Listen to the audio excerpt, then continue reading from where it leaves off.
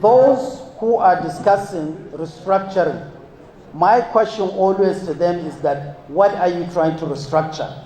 If you ask about 10, 20 different Nigerians what is their idea of restructuring, you find that they have no idea what they are talking about. Some of them have not even studied the 1999 Constitution. The 1999 Constitution is almost 70 to 80% 1979 Constitution. And it's not true that the Constitution was shoved to us by the military. There is no military man in the drafting of Nigerian Constitution, whether the one of 1978 to 1979 or the one in 1999. Those were done by credible Nigerians, lawyers, technocrats, and civilians. So it's okay to demand for restructuring, and it's okay to demand for review of the Constitution. But what is most important now is how can the Nigerian state make local government functional like local government used to be? How can Nigerian state make judiciary independent? These are the issues. When we were children, local governments used to do a lot of things. But like Mr. President has said, now you have a situation where a governor allocation will come to a local government, whether it's 500 billion or 600 billion, the governor will say to the chairman, okay, I have earmarked this project, that project, and then leave the chairman of the local government with 10%. And this is the greatest undoing of our system. So rather, I would ask Nigerians to focus on putting pressure on National Assembly members to make sure that that autonomy as enshrined in our Constitution is respected and is implemented. And similarly, that of judiciary. So if that were to be done, some of these things, like the issue of security, you will find a local government chairman in collaboration with the emirs and all the traditional rulers will have a great chain of communication where they will really understand what is going on in their locality.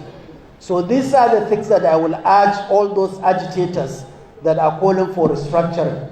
And I said also that majority of those calling for restructuring are people that have did their service, they left, they're ex this, ex that. They are so afraid to go into partisan politics. And even if they were to go into partisan politics, they will not win, even in their own locality. So there is no government in the world that will cede their authority to people that are unelected. You are telling us that to dissolve a system and then call for some obscure national conference to come and discuss how we move forward as a nation.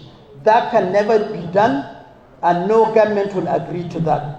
So even those who are calling for this, they should go back through their representatives, whether it's in House of Assembly, whether it's in National Assembly, whether it's in the Senate, and lobby and say whatever amendments they want to be done to the Constitution, they follow through the process and lobby like every other person.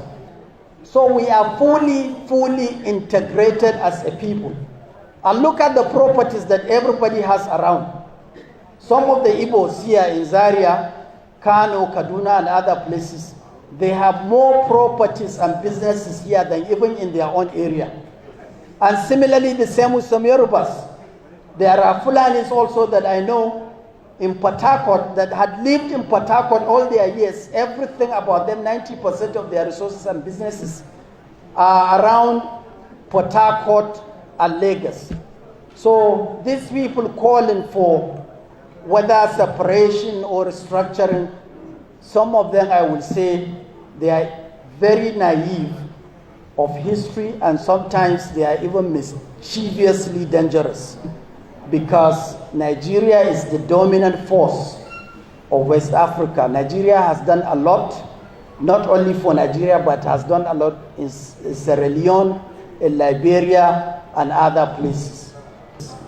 some of the issues that we are facing now are not issues that just started during his presidency.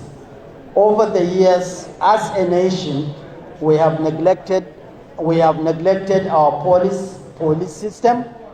We are a nation of over 200 million people. The entire police force in Nigeria is under 500,000, hovering about 300 to 300,000. That is not enough.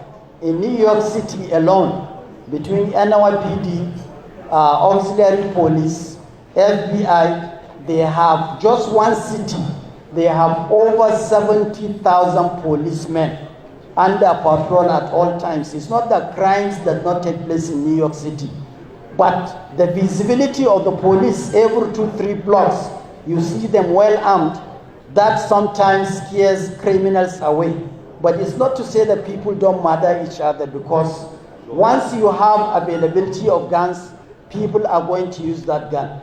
So we hope that the National Assembly at some point will decide to suspend some of the capital projects and said we are dedicating these funds to rebuilding of our police system, better barracks, better accommodation, better salary, and also to increase the number of our men, our armed forces, because the total number of soldiers that we have now is not more than 150,000. It's too low.